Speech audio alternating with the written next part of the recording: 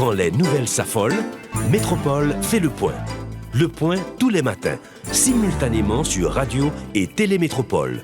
Le point est une courtoisie de la BNC, Accordia Shipping, les pompes solaires, Chimgé, Unipièces et Lissa Lotto. Madame, monsieur, bien le bonjour, bien le bonsoir. Bienvenue sur Métropole à l'heure de la rubrique Le Point. Nous sommes le 12 janvier 2024. 12 janvier 2024, 14 ans. Depuis le terrible tremblement de terre qui a dévasté Haïti, le cœur de Port-au-Prince a été mis à plat à cause de ce tremblement de terre. Bilan, plus de 300 000 morts, plus de 300 000 blessés. Donc des dégâts matériels considérables, des pertes en vie humaine extraordinaires, très considérables.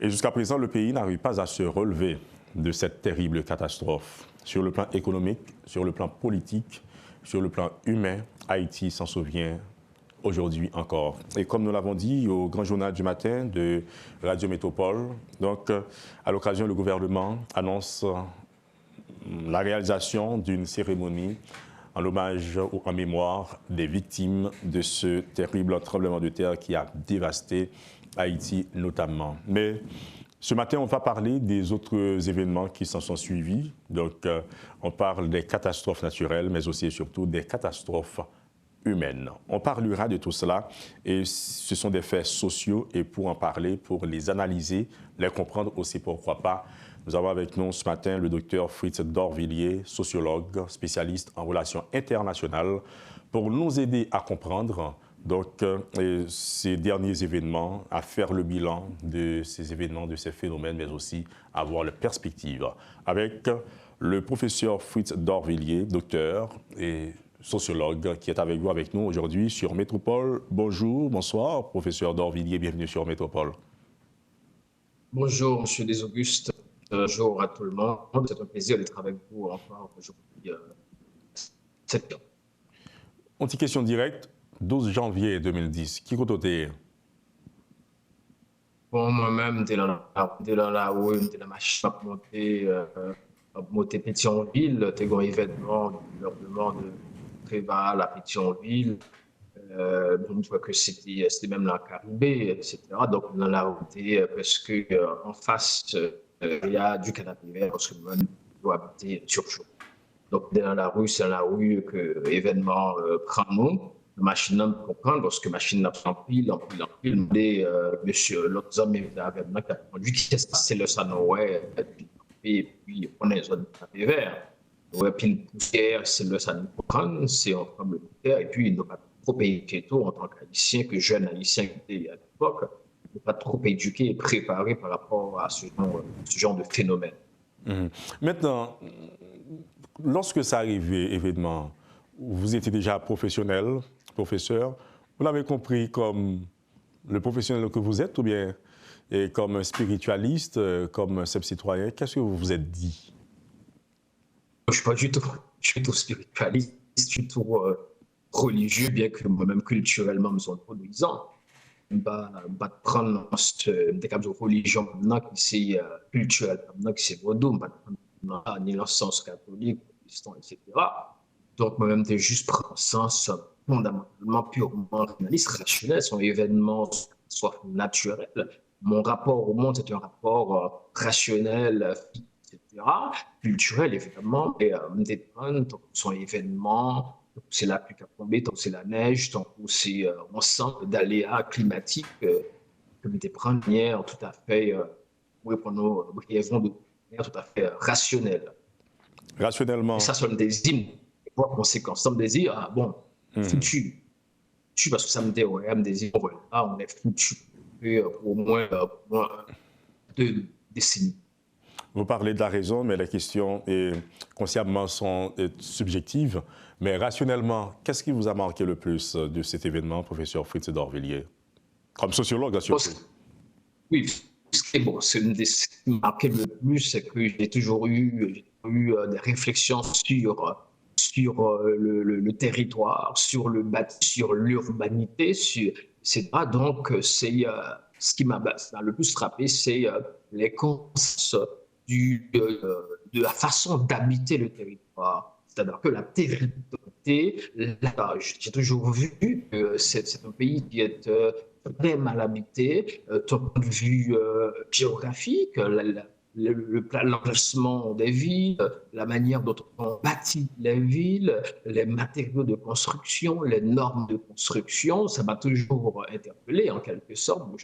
Voilà, je m'attendais en fait à cela. Si au cas où il y aurait un tremblement de terre de magnitude, voilà, c'est en partie hein, les conséquences de ce mauvais territorialité, cette manière tout à fait désolate, non contrôlée, non normée de ce territoire-là. On voit les bidonvilles qui sont partout, notamment au flanc des morts, etc. Et on voit qu'il n'y a pas d'institutions qui jusqu'à présent, qui contrôlent en fait les constructions, qui surveillent la construction. Certes, on a mis en place des normes du métier, des normes de construction, mais véritablement, il n'y a pas encore un vrai service d'inspection de construction au niveau du pays. Donc, c'est ce qui m'a le plus marqué. Dans ce sens-là, c'est ce que je me suis dit, il faudrait qu'on revoie les normes de construction, il faudrait qu'on revoie aussi, qu'on recadre les inspections, le dispositif d'inspection des points de vue. Maintenant, 14 ans plus tard, la question est directe, professeur Frédéric Dorvilliers. Quand vous regardez sur le pont, qu'est-ce que vous vous dites? Quel est le bilan que vous faites de tout ça? Donc, je regarde sur... Quand vous regardez ce qui se fait en Haïti, alors j'ai dit quand vous regardez sur le pont, cette manière métaphorique que nous avons posé la question, qu'est-ce que vous vous dites? Quel est le bilan que vous faites de la trajectoire du pays 14 ans plus tard, donc après ce terrible tremblement de terre qui a dévasté le pays de manière générale? Sous le pont, pour répondre de manière si métaphorique, sous le pont, c'est une crue, une grande crue, et lorsque le eau solide, donc sous le pont, le risque d'être emporté par les crues. C'est ce que le pays, comment on dit, à volo. C'est-à-dire que 10 ans après, on voit que la catastrophe naturelle s'est empirée. La catastrophe naturelle s'est transformée en catastrophe environnementale, en catastrophe culturelle, en catastrophe sociale, notamment en catastrophe économique. Donc, ce n'est pas la seule cause. Ce que nous vivons aujourd'hui, ce n'est pas la conséquence seulement du tremblement de terre, mais le tremblement de terre de 2010 a amplifié les effets les sociaux, les effets économiques et même les effets politiques, parce que après le tremblement de 2010, on a plusieurs tremblements, si on peut le dire aussi métaphoriquement. On a eu des séismes politiques, on a eu des séismes économiques, etc. Certes, avant le séisme, on a eu un bouleversement, il y a eu une crise économique. Il faut se rappeler des émeutes de la fin de 2008, mais la situation s'est apaisée par après. Il y a des efforts qui ont été consentis par le gouvernement d'alors pour pouvoir remédier à la crise économique, notamment qui a abouti à l'émeute de la fin. Le tremblement de terre, on a eu les élections, c'était une catastrophe, d'autres problèmes, le choléra, etc. Donc, c'est-à-dire que c'était véritablement comme effet secondaire, catastrophe socio-économique et politique. Maintenant, est-ce que vous avez l'impression que l'aide qui était promise, que ce soit sur le plan national et international, y arrivé, atterri, est-ce que les fruits ont tenu la promesse des fleurs? En tout cas, ce matin, je suis un peu poétique. Non, mais les résultats sont visibles, les résultats sont là. Moi qui suis spécialiste en matière de développement international, j'ai fait des travaux sur l'aide internationale au développement. On connaît les limites de l'aide internationale. Mais ce qui a été fait après le tremblement de 2010 en Haïti, c'est aussi une catastrophe.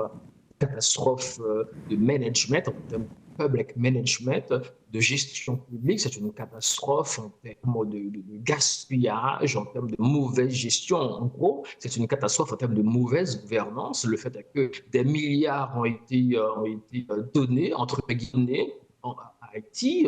Parmi ces milliards-là, une grande quantité est repartie dans les pays donateurs, en quelque sorte. Mais le fait est qu'il n'y a pas eu de résultat. Il n'y a pas eu de résultat parce que non seulement le côté management a failli, il n'y a pas eu de résultat non plus. Forcément, toute la quantité, la quantité qui a été promise n'a pas été véritablement, n'a pas été obtenue par le pays. Troisièmement, la manière dont, parce qu'une bonne partie de cette, parce qu'il faut seulement, si on veut être honnête, il ne faut pas seulement mettre sur le dos du gouvernement l'échec de l'aide internationale post-séisme, il faut aussi mettre ça sur le dos des organisations internationales, sur le dos des ONG, des organisations non gouvernementales, la plupart dont une bonne partie de l'aide a été gérée par ce type d'institutions-là, institutions non gouvernementales. Donc, les institutions non gouvernementales participent de la catastrophe environnementale, socio-économique. Parce qu'on a vu, notamment avec Canaran, parce que Canaran est le résultat, c'est visible à Canaran. J'en ai parlé, j'ai écrit là-dessus, parce qu'on a vu que Canaran, non seulement le gouvernement a cédé par rapport à cette déclaration, qui était une bonne déclaration d'utilité publique d'une bonne partie de la ville de Port-au-Prince, mais des gens victimes, pas seulement les victimes, d'autres opportunistes qui venaient de partout, de Gonaïves, de toutes les villes de province, venir chercher un lopin de terre à Canaran. Or, des ONG, des organisations non gouvernementales ont encouragé cette pratique-là. Ils ont donné de l'eau, ils ont fait des terrassements, etc. Donc, c'est-à-dire que c'est une catastrophe partagée, les résultats, les conséquences partagées à la fois. Je veux dire les causes partagées entre les gouvernants et les acteurs des organisations non gouvernementales. Maintenant, il y a des gens qui reprochent aux organismes internationaux, aux instances internationales de manière générale, d'avoir fait semblant d'aider Haïti suite à la catastrophe, que ce soit en ce qui a trait aux promesses faites, mais aussi et surtout aux promesses tenues, c'est-à-dire en termes d'aide qui étaient atterries, que ce soit au nom de pays. Mais il dit tout moyen ça galvaudé, donc dilapidé, font ça mais c'est avec des complicités internes. Et est-ce que vous pensez que Jodia, si Haïtien était voulu, nous avons plus loin, donc en termes, en cadre de reconstruction de pays et reconstruction au propre, au figuré, c'est un mot qui presque était dans l'autre sens sur le plan sociologique suite à tremblement de terre là. Bon, on ne peut pas dire, pour commencer par dernière partie de question, on ne peut pas dire si Haïtien est élevé parce que dans la plupart des pays du monde, notamment les pays développés, ce ne sont pas tous les citoyens ce ne sont pas les citoyens qui participent directement à la dynamique de développement de ces pays-là. Les citoyens participent indirectement par l'emploi, par le travail, par les contributions en termes de taxes, d'impôts, etc. Mais ceux qui doivent prendre en charge la dynamique du développement, une dynamique globale et systémique, ce sont les dirigeants. Donc, de ce fait, on doit se demander, est-ce que les dirigeants voulaient véritablement profiter, entre guillemets, de cette catastrophe-là pour pouvoir donner un coup de pouce, pour pouvoir véritablement restructurer l'économie du pays, restructurer, ou du moins refonder, comme cela est mentionné dans le PSDH, le plan stratégique de développement d'Haïti, avec les quatre grands chantiers. Donc, est-ce que, véritablement, ils ont écrit un très beau document, le ministère de la Planification de la Coopération externe avec d'autres acteurs en partenaire qui ont élaboré ce document-là, le PSDH, plan de développement d'Haïti à l'horizon 2030. Et quand on voit les quatre grands chantiers, c'est-à-dire de refondation territoriale, refondation économique, refondation sociale, fondation institutionnelle, quand on va faire une évaluation, on va voir qu'il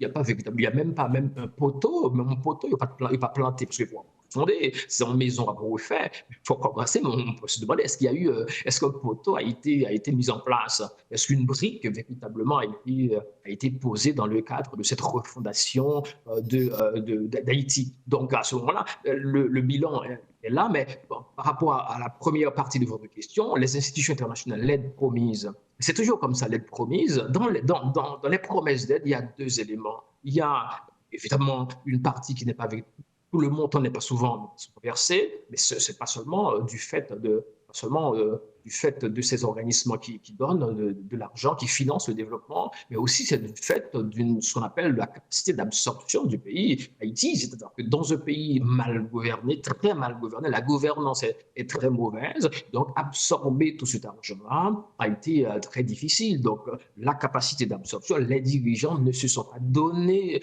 les moyens de bien d'absorber tout le montant, pas tout le montant qui a été promis, la partie du montant qui a été véritablement octroyé. Donc, c'est un problème aussi qui découle de la capacité d'absorption de ce pays, laquelle découle de l'incompétence, de la corruption, de l'ensemble d'autres éléments. Donc, c'est une chaîne, en fait, c'est une chaîne qui nous a placés à l'endroit où nous sommes actuellement en Haïti, dans cet état de délabrement total de tous les points de vue, du point de vue environnemental. En termes de vulnérabilité, la vulnérabilité environnementale du pays n'a pas été améliorée. Chaque année, on va dans les COP, les conférences des Nations Unies sur le climat, etc.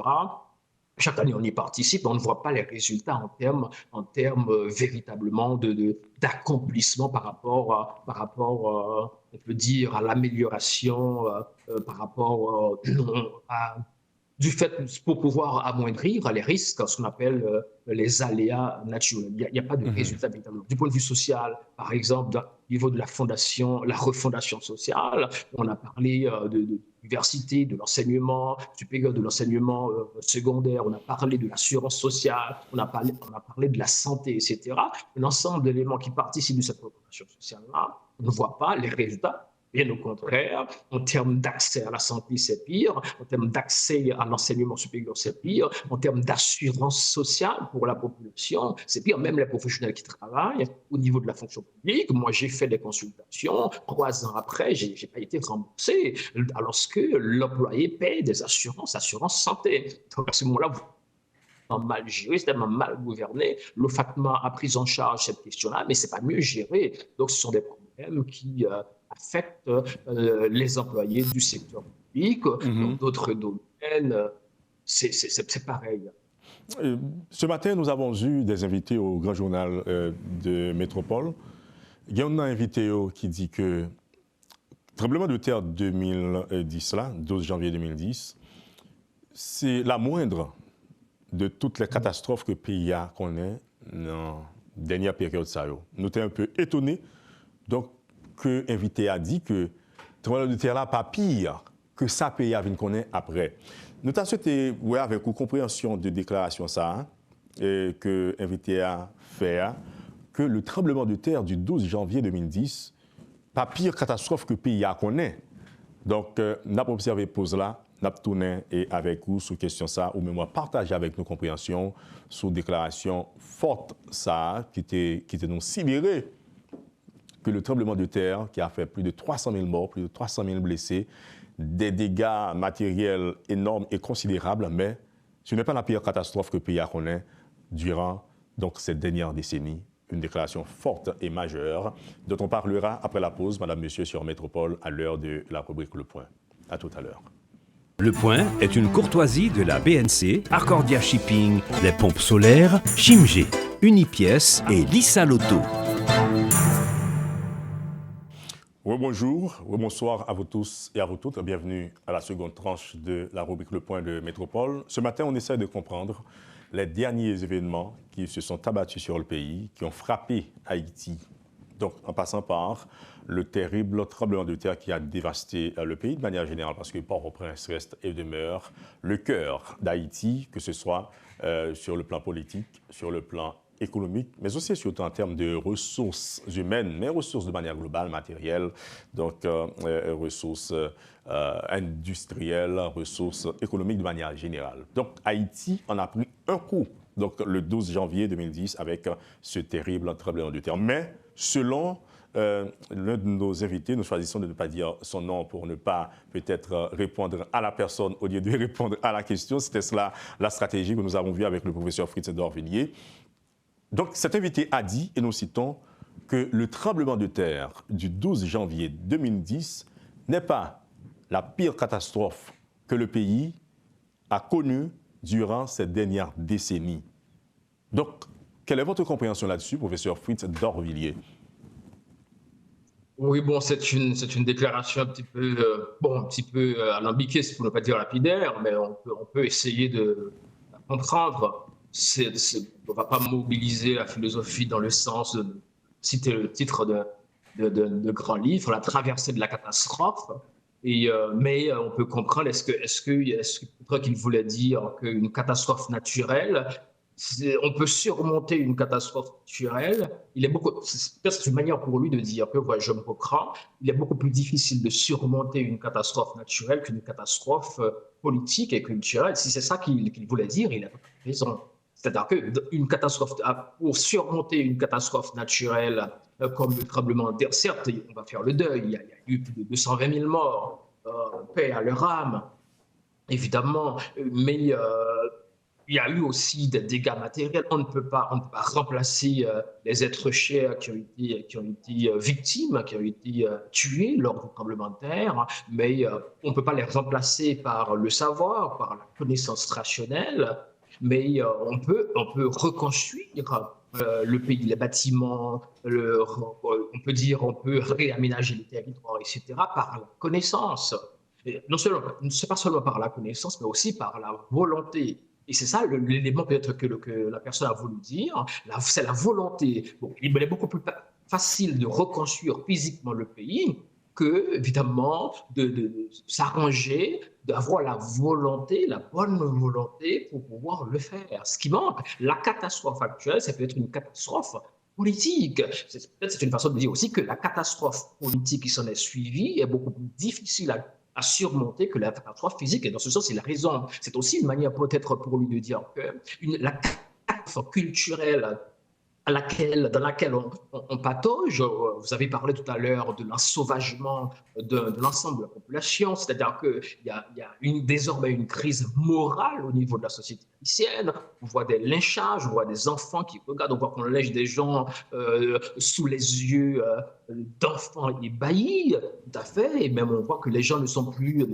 attristés par ces genres de choses-là, ne fuient plus par rapport à ces événements-là. Donc, c'est-à-dire qu'il y a désormais une double catastrophe. Il y a une catastrophe politique qui est beaucoup plus difficile à surmonter, à résoudre, à réparer qu'une catastrophe culturelle, mais il y a aussi une catastrophe socio-culturelle qui est vraiment excessivement difficile à surmonter, à traverser. Donc, on peut comprendre cela. C'est une manière, pour être présumé, de dire, voilà, la catastrophe politique dans laquelle on se trouve actuellement, la catastrophe socio-politique, la catastrophe socio-culturelle dans laquelle on se trouve est difficile à traverser parce que tout simplement, ça demande pas seulement de la connaissance, du savoir, ça demande de l'honnêteté, ça demande aussi d'une moralité tout à fait sans faille. Et on ne trouve pas facilement ces éléments au niveau de la classe politique, presque pas du tout au niveau de la classe économique, parce que la catastrophe économique, ce n'est pas seulement une catastrophe, la catastrophe économique est tout aussi terrible. Surmonter cette catastrophe économique-là, d'autant plus qu'on est dans une économie mondialisée, une économie mondiale très concurrentielle. Or, chez nous, nous avons des brasseurs d'affaires, nous avons des entrepreneurs qui n'ont d'entrepreneurs que de nom, en quelque sorte, c'est-à-dire que surmonter la catastrophe économique, ce sera difficile aussi. Parce que tout simplement, il y a des liens aussi, il y a des liens de cause à effet entre ces catastrophes, les catastrophes sociales, catastrophes culturelles, catastrophes économiques, catastrophes politiques, parce que l'une alimente l'autre, dans ce sens que la catastrophe économique va alimenter la catastrophe sociale, par exemple, par rapport au bien-être de la population, par rapport au niveau de la pauvreté, l'extrême pauvreté, la pauvreté absolue, la pauvreté monétaire, etc. Ça va alimenter aussi il va y avoir des troubles politiques, donc l'instabilité politique. Or, quand on est dans l'instabilité politique, on ne peut pas planifier le développement. C'est-à-dire qu'on est dans un maillage tout à fait dévastateur. On essaie de comprendre aussi votre partage. J'allais dire, on essaie de comprendre votre compréhension. Peut-être on peut nous passer l'expression.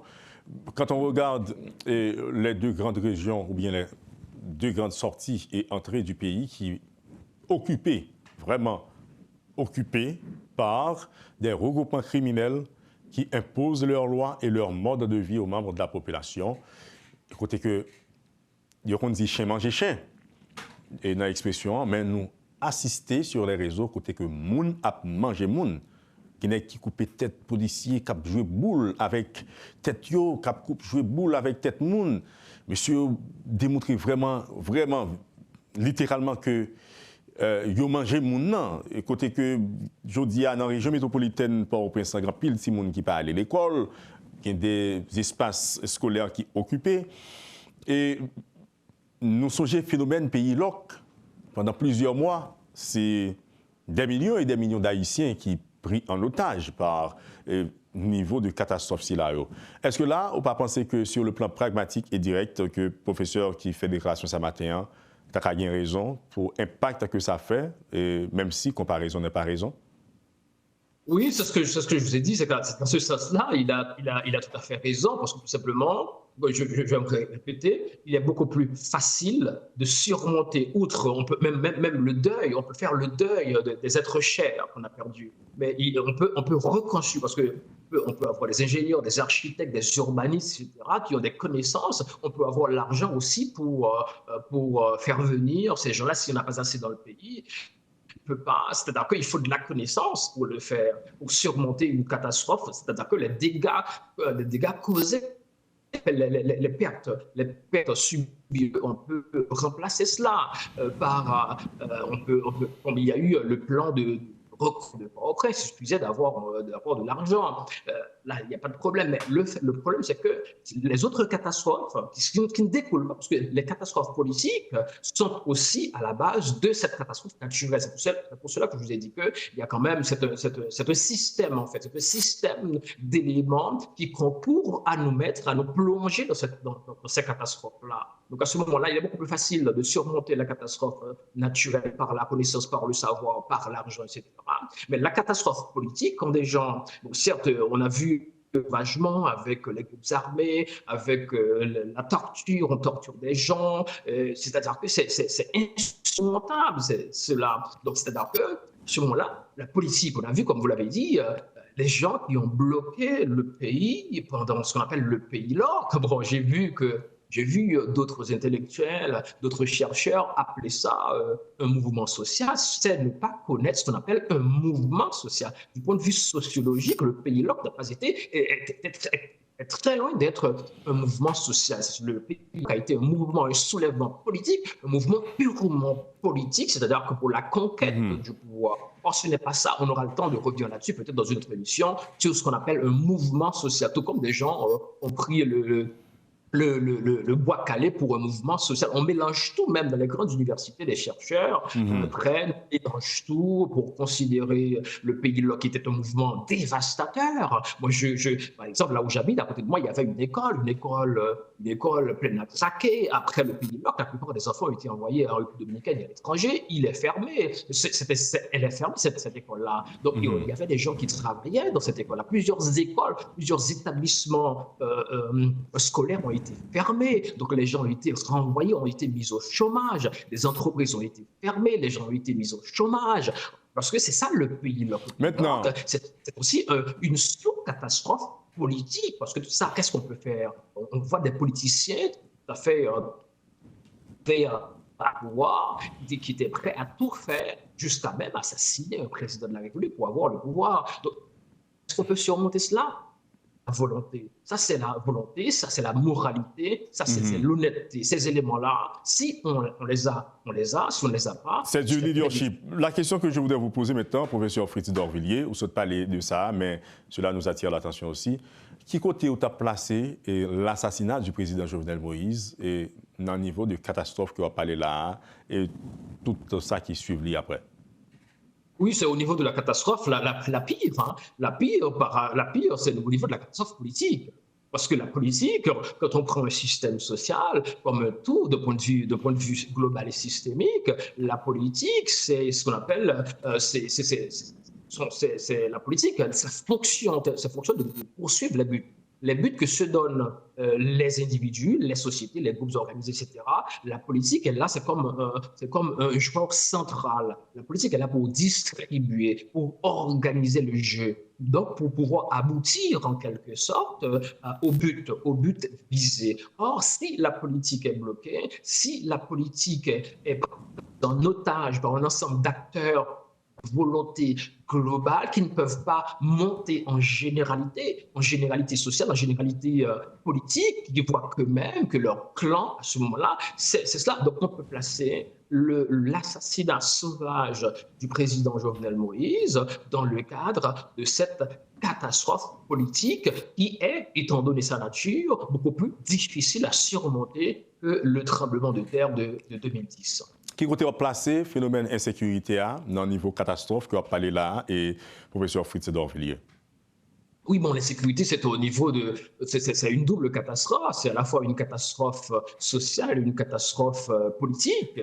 Bon, même économique, c'est une triple. La sécurité est à l'intersection de ces trois catastrophes-là, de ces trois catastrophes. Donc, quand on était au niveau de l'école secondaire, on faisait les ensembles, la théorie des ensembles. Donc, si on point, on va placer l'insécurité à l'intersection de la catastrophe économique, parce que tout simplement, il y a une bonne partie, c'est pas toute la partie, pas toute l'insécurité, il y a une bonne partie de l'insécurité qui est générée par la pauvreté, par le mal-être, en quelque sorte, par l'horizon de certains jeunes, des jeunes qui sont bouchés, qui sont obstrués du point de vue socio-économique.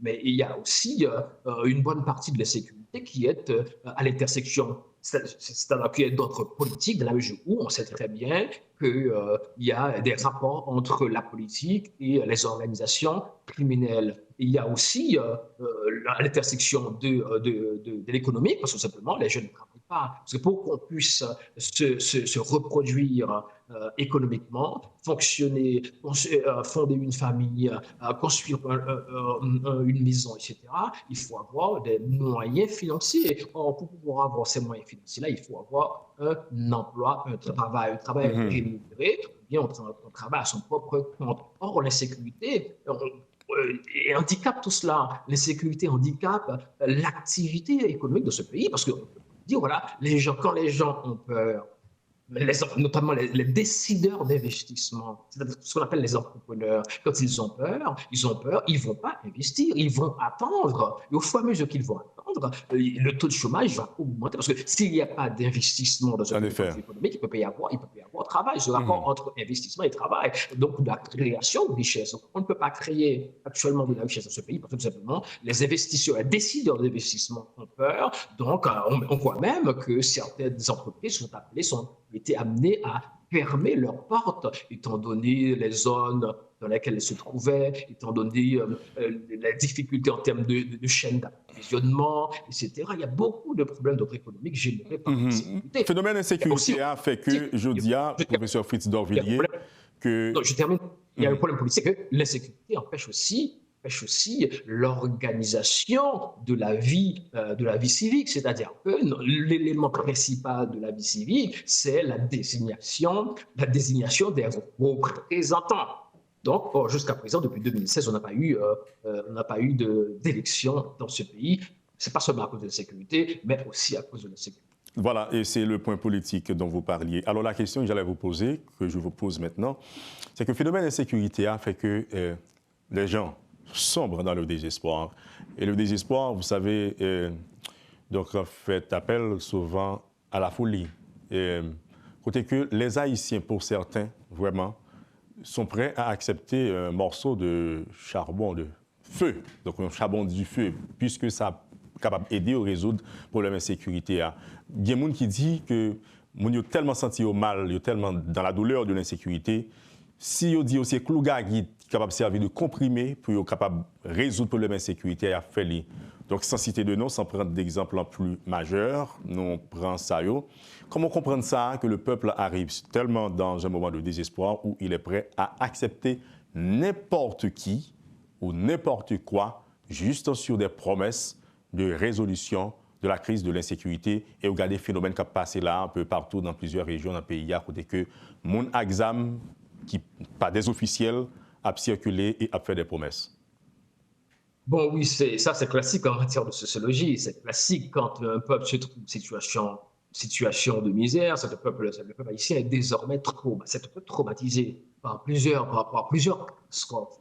Le peuple a été aussi, notamment le peuple a été aussi traumatisé, est encore traumatisé par le tremblement de terre, des gens qui ont perdu leurs êtres chers. Mais le peuple est traumatisé par la famine, par la misère, par la pauvreté. Le peuple est traumatisé par l'insécurité. À ce moment-là, quand un peuple est traumatisé à ce niveau-là, il perd un peu sa capacité de jugement. Il est prêt à tout accepter, étant donné que c'est le psychisme, le côté psychique qui est affecté. Et il n'y a plus de jugement dans le survie, dans une situation de survie. Donc, quand un peuple se trouve dans une situation de survie à ce moment-là, donc il va s'engouffrer dans n'importe quelle brèche. La faute n'est-elle pas aux élites qui n'arrivent pas à assumer leurs responsabilités aussi? La faute n'est-elle pas aux élites qui n'assument pas à assumer leurs responsabilités aussi? Parce que dans certaines sociétés, lorsque ça va mal, les élites, ils ont défini un plan d'action et une feuille de route pour la nation. Bon, évidemment, écoutez, bon, s'il y avait des élites responsables, s'il y avait des élites patriotiques, on n'en serait pas là, évidemment. Donc, mais si les élites ont contribué à la production de ces catastrophes, je ne vois pas comment ces élites-là, je ne dirais pas comme un collègue qui n'a pas d'élite, ça, on peut dire ça, parce que les élites, c'est un fait. C'est un fait observable. C'est pas un état d'esprit de dire s'il y a, s'il n'y en a pas. Le fait est que ces élites-là n'ont pas pris leurs responsabilités. Et c'est-à-dire que ces élites-là n'ont vu et ne voient jusqu'à présent qu'elles-mêmes. L'élite politique ne représente qu'elle-même. L'élite économique ne fait du commerce et que seulement du commerce que pour elle-même. L'élite, on peut dire, socioculturelle qui plus ou moins, mais là encore, il n'y a pas beaucoup de moyens. Au niveau de l'université, c'est là où se trouve l'élite, là où on forme l'élite culturelle, on voit l'état des universités dans ce pays-là. Donc, il y a véritablement une crise au niveau de ces élites-là. Donc, ces élites ne pouvaient pas prendre de responsabilité parce que tout simplement, elles ne sont pas à la hauteur de ces responsabilités-là. Mais j'allais dire que, bon, là, ce qu'il faut éviter, vous avez parlé tout à l'heure des forces qui circulent, etc. Vous avez vu, etc. Mais on assiste actuellement, bon, je cite deux grands auteurs sur la question, deux grands auteurs haïtiens. Je cite Alix René sur la séduction populiste. Je cite Marc Morquette, un très grand auteur sur la question du populisme. On assiste actuellement au retour du populisme. Or, c'est la situation idéale pour l'émergence d'un homme ou d'une femme mythique, sauveur, etc. Donc, la situation d'Haïti actuellement, si on n'y prend pas garde, va déboucher sur le prophète. Donc, situation de crise de ce genre-là n'engendre qu'un prophète. Il va permettre monts et merveilles, et évidemment qu'il n'a pas la capacité de respecter ses promesses, et le peuple risque de s'engouffrer dans ces promesses-là, et la catastrophe va véritablement empirer dans le futur. Il faut faire très attention à la remontée, parce qu'on a connu plusieurs époques depuis le 19e siècle. Du populisme, avec ça, là, etc., d'autres hommes politiques prophètes. Donc, c'est à cela qu'on assiste actuellement en Haïti. Il faut qu'on y prenne garde. On sait que les catastrophes naturelles ou les phénomènes naturels et surnaturels, l'humain n'a pas trop de contrôle là-dessus. On le sait, c'est une évidence. Mais on peut éviter les dégâts. Mais les catastrophes humaines peuvent être évitées. Selon vous, à travers votre explication, on comprend qu'il y a une autre forme de catastrophe qui s'annonce à l'horizon. Comment éviter ces formes de catastrophes à cause du populisme, mais aussi et surtout du vide réel et évident qui existe aujourd'hui?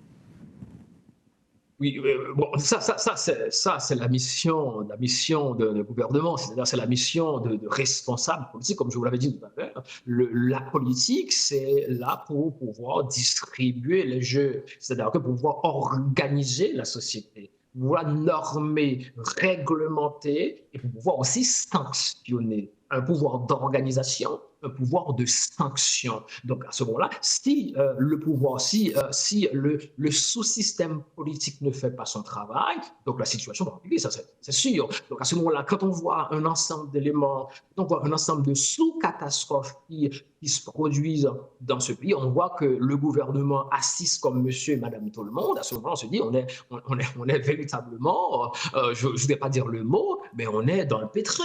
On est véritablement dans le pétrin. Parce que tout simplement, quand on voit tout ce qui se passe, on ne voit même pas quelques actions mineures pour pouvoir remédier, pour pouvoir contrôler, pour pouvoir punir, surveiller et punir ces actions-là. On se dit qu'on n'est pas du tout gouverné, donc qu'on n'est pas du tout protégé dans ce pays. Chaque citoyen haïtien est laissé à lui. C'est abandonné à lui. Or, dans une société moderne, ce ne sont pas les citoyens qui assurent en premier lieu leur protection. Les citoyens délèguent cette tâche-là à l'État, à un gouvernement, à une institution ou des institutions, la police, l'armée, la prison, etc., pour pouvoir accomplir cela. À ce moment-là, la population a le temps de s'adonner à d'autres activités productives du point de vue économique, productives du point de vue socio-culturel, de grandes œuvres d'art, de grandes productions, etc. Si la population se protège, la population ne ferait que cela. À ce moment-là, il n'y aurait pas de production intellectuelle, il n'y aurait pas de production économique, etc. À ce moment-là, on est vraiment dans le pétrin. Donc, pour remédier à cela, il faut qu'il y ait un gouvernement, et plus particulièrement un gouvernement légal, constitutionnel, légitime, un gouvernement choisi par le peuple. Il faut voir que, j'en profite pour faire cette parenthèse-là, que même l'international est beaucoup plus cool avec les gouvernements non élus. Vous savez pourquoi? Moi, c'est mon interprétation, parce que simplement, les gouvernements non élus et l'international peut passer des ordres, peut donner des ordres comme comme il le veut bien à un gouvernement non élu, parce que ce gouvernement ne peut pas dire non, j'ai pas cette mission-là, ce n'est pas cela, j'ai élu pour cela. Donc, vous voyez comment l'international traitait avec des présidents, avec le président Préval, avec le président Aristide, avec le président Jovenel Moïse, etc. Donc, à ce moment-là, il pouvait répondre, écoute, moi, j'ai été aux élections, j'avais un programme, j'ai été élu sur la base de ce programme-là, c'est le peuple qui m'a donné une mission et j'accomplis la mission du peuple. Je ne peux pas avoir d'ordre, je ne peux pas prendre d'ordre de la part de la communauté internationale. Mais à ce moment-là, c'est pour cela que vous pouvez voir que l'international n'est pas trop enclin à pousser le gouvernement. Il a dit que si on n'a pas bail, deux n'a pas qu'à acheter, il semble-t-il que l'haïtien aussi prête le flanc à cela également, professeur Fritz Dorvilliers. C'est une manière pour nous mettre fin à l'émission et jeudi et pour nous dire merci. C'est quand même très, très global. Parce que quand même, il n'y a pas l'haïtien, il y a des haïtiens, il y a des groupes d'haïtiens, il y a des catégories d'haïtiens, il y a des volontés différentes, il y a des pays. C'est-à-dire qu'il n'y a pas l'haïtien. Quand on dit l'haïtien, on noie le poisson. Donc, c'est-à-dire que tout le monde n'a pas le même niveau de responsabilité dans ce qui se passe dans ce pays. En tout cas, on voulait parler peut-être de ces formes de leadership qui acceptent tout et qui prêtent le flanc à cela. C'est parler du particulier pour faire mention du général ou de la généralité. Je suis sûr que vous m'avez compris, professeur Fritz Dorvilliers. Merci beaucoup. On était heureux de vous avoir ce matin avec nous sur le plateau de Métropole pour parler de cette catastrophe ou de ces catastrophes donc déjà connues, mais aussi et surtout annoncées donc, dans le pays. Le sociologue que vous êtes exprimé là-dessus et merci beaucoup de votre disponibilité à Métropole, comme d'habitude d'ailleurs. D'être sur Métropole. Toujours très heureux d'être sur Métropole. Et voilà, nous sommes le 12 janvier 2024, 12 janvier 2010, donc on s'en souvient. 14 ans plus tard, le pays fait son bilan et s'en souvient également. Plus de 300 000 morts, plus de 300 000 blessés. Et l'on a au cœur toutes les douleurs que cela a provoquées. Mais le bilan que l'on fait aujourd'hui sur le plan politique, sur le plan économique, sur le plan socio-éducatif, socio-culturel, sur le plan sanitaire, où en sommes-nous? Et on a bien aimé ces déclarations faites par, que ce soit les politologues, les sociologues, les économistes, au-delà des catastrophes naturelles, des catastrophes surnaturelles, des phénomènes naturels et surnaturels, il y a en Haïti des catastrophes humaines, donc ce qui est beaucoup plus évitable. Donc c'est le moment de penser à l'avenir, mais aussi et surtout de construire le présent, parce que il n'est de richesse que d'homme. Il faut miser sur les ressources réelles, viables, fiables, crédibles pour construire le pays. C'est mon message pour vous aujourd'hui, tout en vous invitant à travailler à la beauté des choses, parce que chaque jour est une vie et surtout un peu plus d'amour que d'ordinaire. Je m'appelle Jean-Jules Desaugustes et à bientôt. Quand les nouvelles s'affolent, Métropole fait le point. Le point tous les matins, simultanément sur Radio et Télémétropole. Le Point est une courtoisie de la BNC, Accordia Shipping, les pompes solaires, Chimgé, Unipièce et Lissa Loto.